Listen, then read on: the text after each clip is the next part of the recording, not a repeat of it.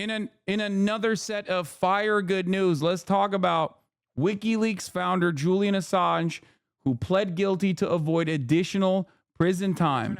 He's free now. He's going to be free. Julian Assange free this morning after the U.S. effectively gave up on a... This is a good news after fucking good news day, okay? It's pretty crazy. Julian Assange is free. The Dr. Disrespect stuff finally came out, okay? And a lot of the grossest fucking losers online are basically revealing what their actual positions are on this matter and everything else. Okay. Obviously, part of the story that's really interesting is, bro, Assange was a scumbag. I don't give a shit, dude. You can't torture someone for being a fucking scumbag for 11 years or however long he's been unjustifiably imprisoned. What are you, crazy? Like, oh yeah, I didn't like him, so he deserved to be in fucking solitary confinement and have his human rights violated. He deserved the CIA openly talking about assassinating him. Long effort to put him on trial for revealing secrets and... Isn't Assange a rapist? No. As a matter of fact, that literally, that first of all, even if the answer to that is yes, okay, absolutely yes, then fucking charge him for that, okay? But secondly, the circumstances surrounding that, and by the way, for the reason, let me just get this out of the way. I don't like Julian Assange all that much either. I don't think he's like a super nice guy. He's a super cool guy. I think he's a little bit too much of a libertarian for my taste, obviously. Having said that, however, on the principle of defending freedom of speech and freedom of the press, I absolutely consider what the American government did to be completely unimaginably cruel, okay? Unacceptable. Completely unacceptable. Okay? As far as the sexual assault charges on Julian Assange, this happened specifically in the same timeline where they were looking to hit him on anything and everything they possibly could. Those charges were dropped, if I recall correctly. Okay? Those charges were not only dropped, but they never even personally fucking tried to prosecute him for that at all. They literally were only trying to nab him on treason and also directing people to hack into private servers or whatever the fuck. Julian Assange is obviously a pivotal figure for originally taking the leaked documentation from HasanAbi, head friend of the show, and American hero Chelsea Manning, and releasing them on his website, WikiLeaks. Obviously, clear documentation, including video footage of the American Defense Department, the American military, openly shooting and killing, like, I believe it was journalists and medical, like, healthcare professionals on the ground. Like, that was one of many. I'm now forgetting, but like there was so much that was happening at the time. WikiLeaks has been pretty fucking important as far as like leaked documentation. It's always been seen as like at least like a website that you can always rely on in terms of like looking at information that would never be information that would never ever in a million years be reported on by the American media. Okay. Yeah, they killed journalists and then the first responders that came to help, killing 13 total. Yeah. In July 12, 2007, a series of air-to-ground attacks were conducted by a team of two U.S. Apache helicopters in Al Amin Al Tania in New Baghdad during the Iraqi insurgency, which followed the invasion of Iraq. On April 5th, 2010, the attacks received worldwide coverage and controversy following the release of 39 minutes of classified gun sight footage by WikiLeaks. The video, which WikiLeaks titled Collateral Murder, showed the crew firing on a group of people and killing several of them, including two Reuters journalists. So remember, when Israel is doing Israel shit, like, you got to remember, you know, America's been doing Israel shit, okay? They learned from us. An anonymous U.S. military official confirmed the authenticity of the footage, which provoked global discussions on the legality and the morality of the attacks. In the first strike, the crews of 2 Apaches directed 30mm cannon fire at a group of 10 Iraqi men, including some armed, standing less than 100 meters away from U.S. ground troops at a location where insurgents earlier that day had attacked an American Humvee with small arms fire. Among the group of 2 Iraqi war correspondents working for Reuters, Saeed Shamag and Namir Noor Eldin. 7 men, including Noor Eldin, were killed during the first strike. Shamag, who was injured, died in the second strike. They two-tapped him.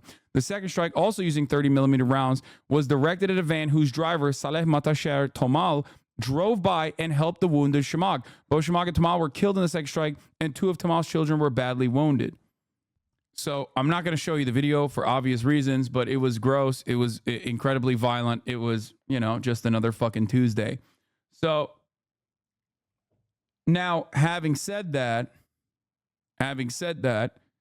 this and many other leaks that came afterwards, you know, Julian Assange and WikiLeaks' interest in just like posting this information no matter what, without like consideration for America's, you know, PR, was a major part of the reason as to why.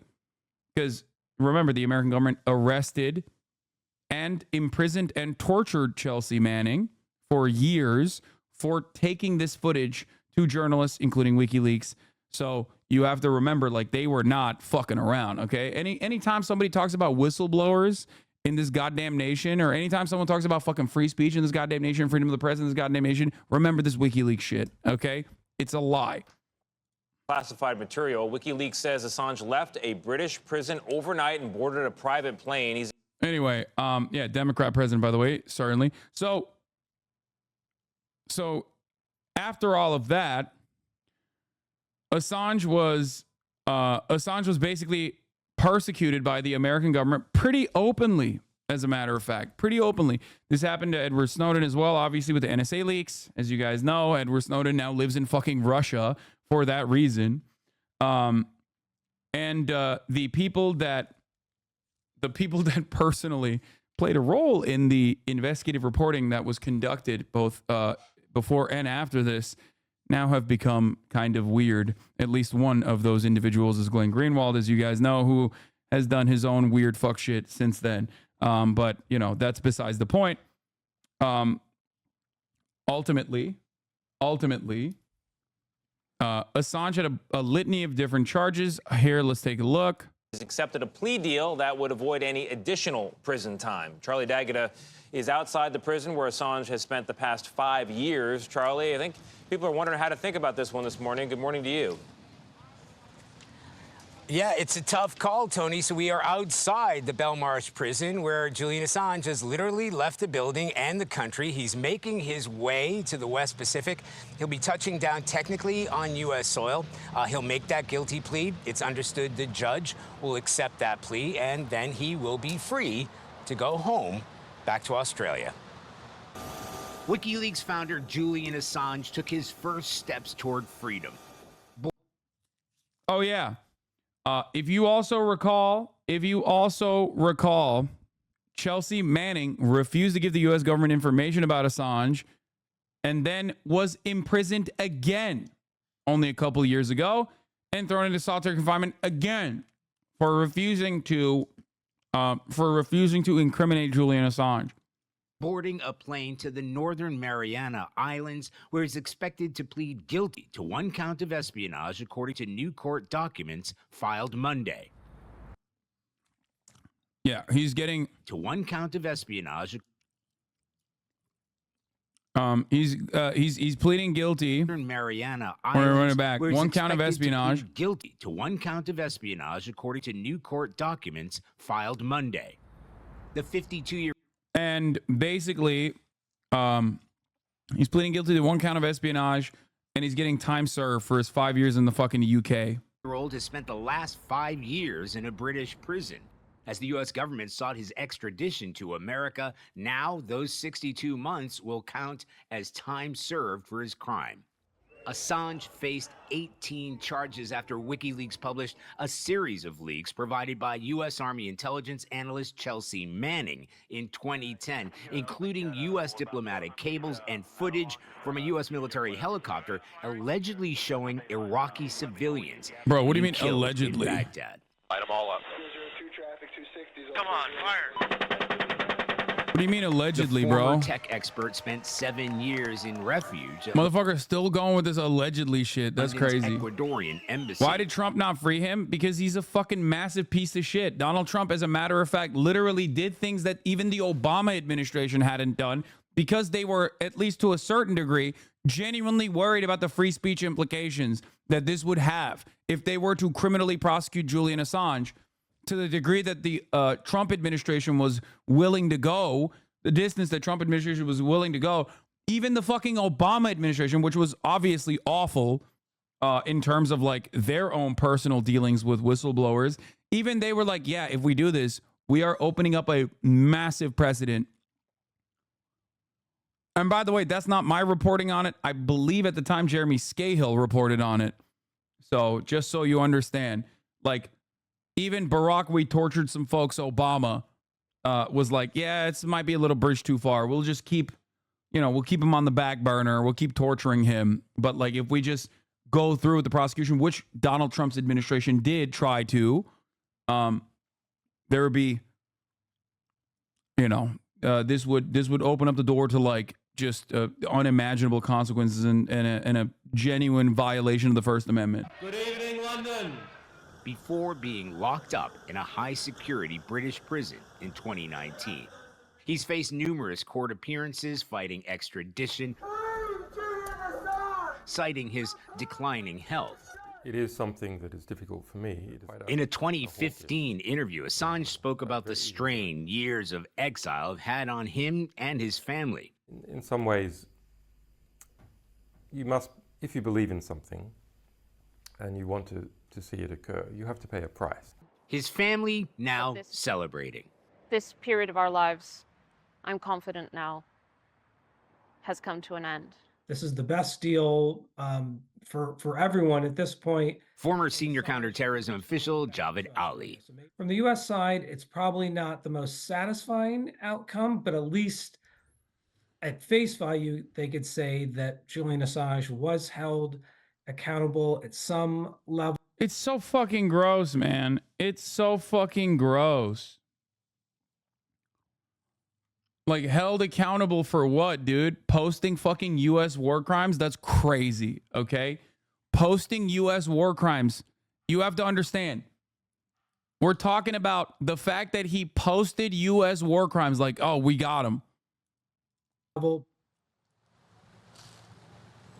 That's why I don't fucking give a shit about his,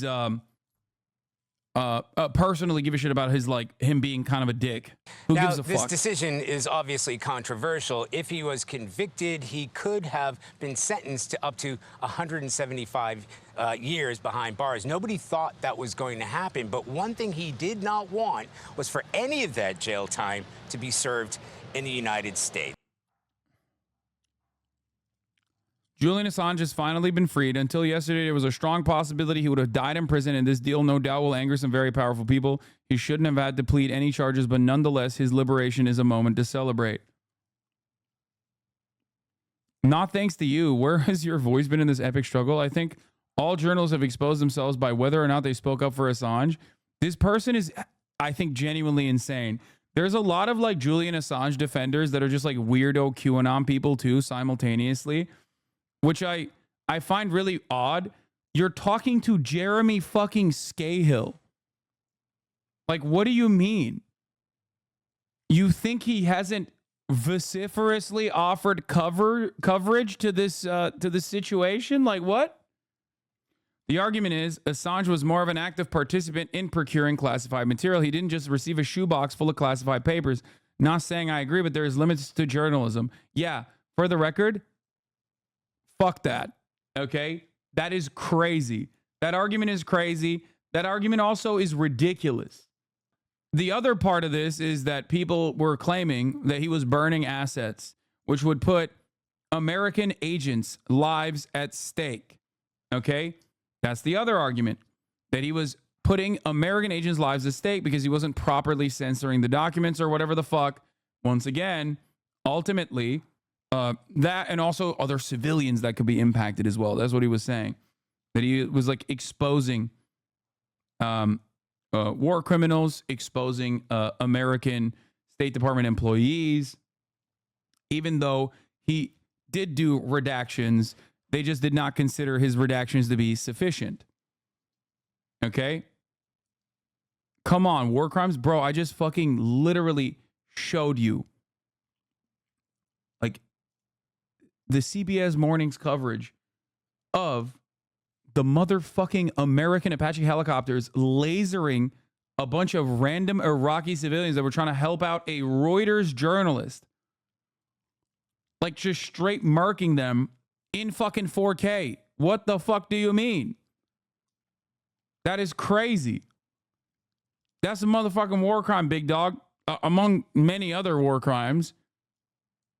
They will say it's alleged, but, you know.